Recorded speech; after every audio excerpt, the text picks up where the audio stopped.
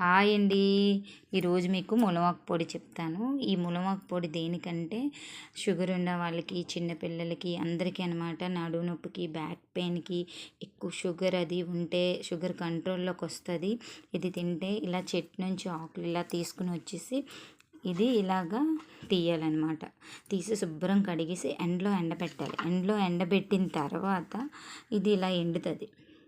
ఇలా ఎండిన దానికి మనం మెంతులు యాడ్ చేయాలి. ఎక్కువ యాడ్ చేయకండి, కొంచెం యాడ్ చేసి షుగర్ ఉన్న వాళ్ళు ఇన్ని యాడ్ చేసుకుంటే పర్వాలేదు. కానీ పిల్లలకి పెట్టేటప్పుడు మటుకు లైట్గా వేసుకోండి, ఎందుకంటే వాళ్ళకి తెలిసిపోతుంది. కూరల్లోని, ఫ్రైల్లోని, సాంబార్లో అది ఇది వేస్తే చాలా మంచిది, చాలా బాగుంటుంది. ఇది సాంబారు చేసేటప్పుడు కూడా కొంచెం మునగాకులు తాలింపు పెట్టి సాంబార్ పెట్టండి, చాలా బాగుంటుంది. ఇలాగ అవుతుంది అన్నమాట. తర్వాత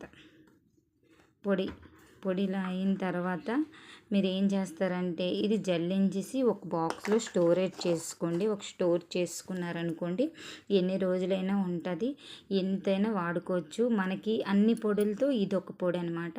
ఈ పొడి వాడితే చాలా మంచిది. Thank you. ఇలాంటివి మీకు మరెన్నో చెప్పాలని అనుకుంటున్నాను. అందుకోసం నాకు ప్లీజ్ సబ్స్క్రైబ్ చేయండి, లైక్ చేయండి, సబ్స్క్రైబ్